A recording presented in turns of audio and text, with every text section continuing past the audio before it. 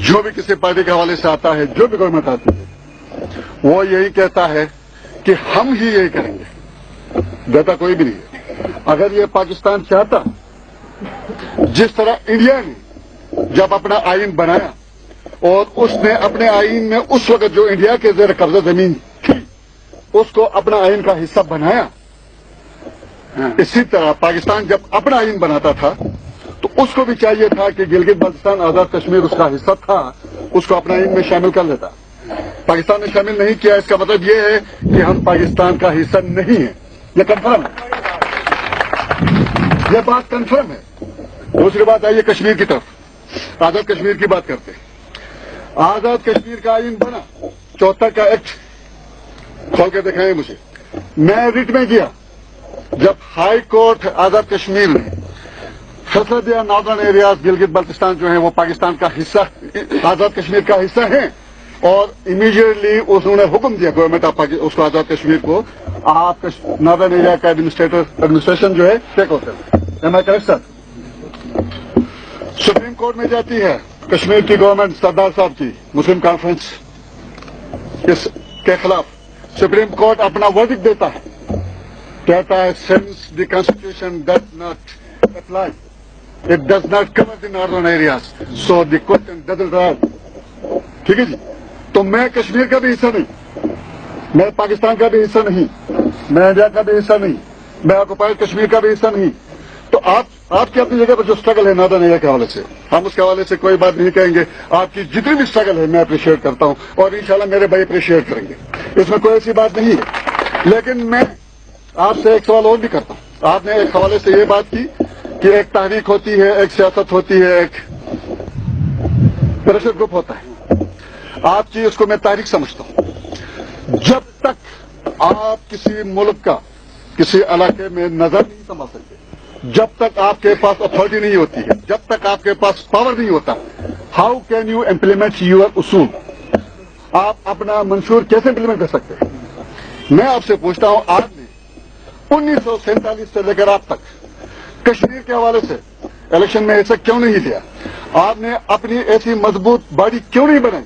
कश्मीर के अंदर आकर आपने एक ऐसा हुकूमत अपने कब्जे में क्यों नहीं लिया जिस पर सरदार कयूम साहब आते हैं, कहता है कश्मीर बनेगा पाकिस्तान, और उसने लामहालत 20 साल मुसलसल कश्मीर पर हुकूमत की, और उसी की वजह से आज आपको मसाइल से दो चार होना पड़ा।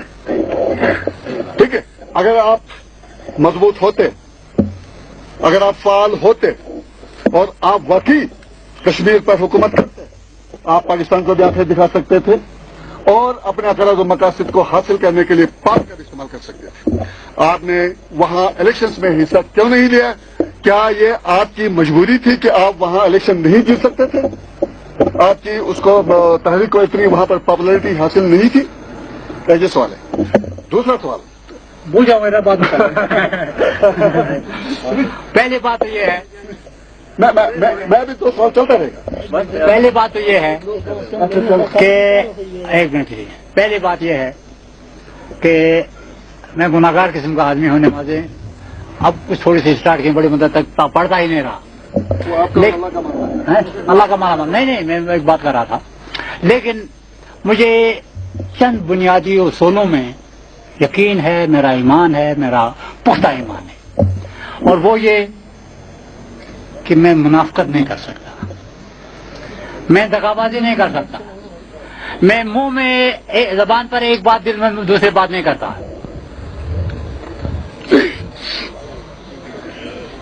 आज की सियासत में सरदार साहब जिस तरह बसरदार रहे हैं या कंटिन्यू कर रहे हैं, नवाज शरीफ आए तो उसके बने, बेनजीर आए तो उसके बने, भुट्टो आया तो उसके बने, कोई और आया तो उसके बने। मेरी ताकत नहीं, मुझसे नहीं होता।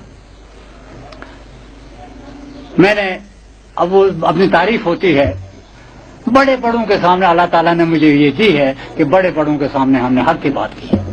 जब ये हक की बात करते हैं हम,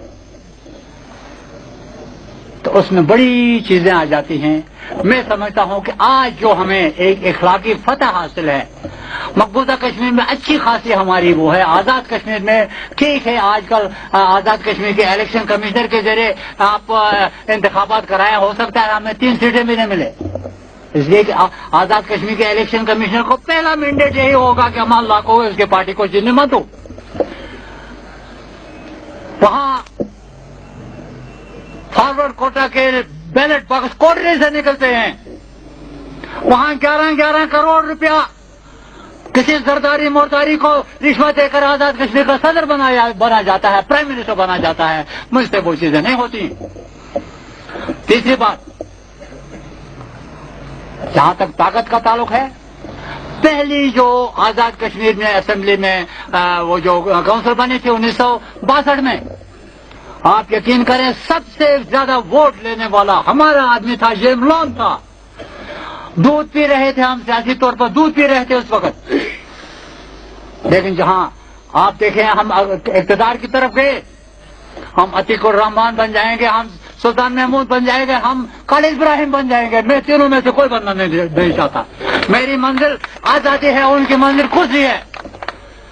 جو ہی انسان اقتدار میں آتا ہے تو وہ پوری کنسنٹریشن. ایک دفعہ وہ آیا تھا راجیو گاندھی آیا تھا.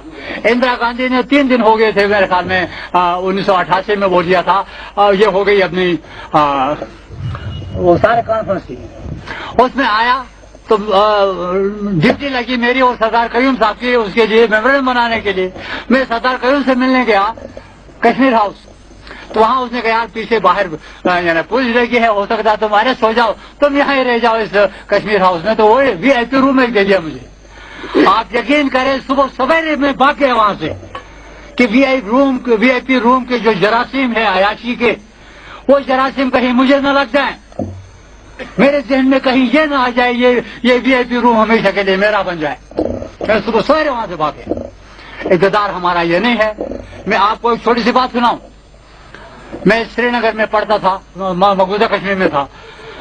میٹرک کا امتحان دیا میں نے.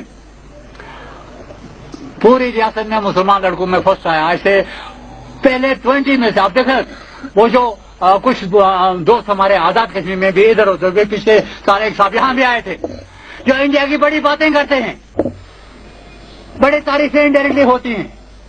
لیکن میں سمجھتا ہوں مقبوضہ کشمیر میں ویلی میں 90% مسلمان تھے.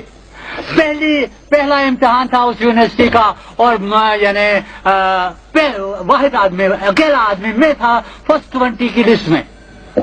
یہ حال تھا اس حال میں مسلمانوں کا. میں جب امتحان دینے گیا, وہ اس کے سرٹیفکیٹ لینے گیا ہے اس کے ہندوارہ ہائی اسکول میں, وہاں سے لیونگ سرٹیفکیٹ لینے کے لیے. میرے ایک استاد تھے وہاں, قاضی صاحب. وہاں 47 کے بعد کی بات ہے, 50 کی بات ہے, اسٹاف بھی بٹا ہوا تھا. اچھے مسلمان اسٹوڈنٹ کے مسلمان ماسٹر اس کی سپورٹ کرتے, ہندوؤں کے وہ کرتے تھے. تو میرے ایک استاد تھے قاضی صاحب, تو وہ باہر تک نکلے ساتھ گیٹ تک. گیٹ میں میرا ہاتھ کان پکڑا, اس طرح کھینچا اس نے میرا. آج میں محسوس کر رہا ہوں وہ قاضی صاحب آج میرا کان کھینچ رہے ہیں, کہہ رہے ہیں بیٹے یہ انسان کی خوش قسمتی ہے یا بد قسمتی کہ وہ اس دنیا میں ایک بار آتا ہے, جبکہ اس کے لیے بہت سے راستے ہیں. اس کے لیے عیاشی کا راستہ ہے, اس کے لیے دولت کا راستہ ہے, اس کے لیے اقتدار کا راستہ ہے, اس کے لیے اور بھی بہت سارے راستے ہیں. لیکن اس کی صرف ایک زندگی, اگر ایک سے زیادہ ہوتی, کبھی ایک زندگی عیاشی کے لیے گزارتا, دوسری زندگی اقتدار کے لیے, تیسری زندگی اس کے لیے دولت کے لیے.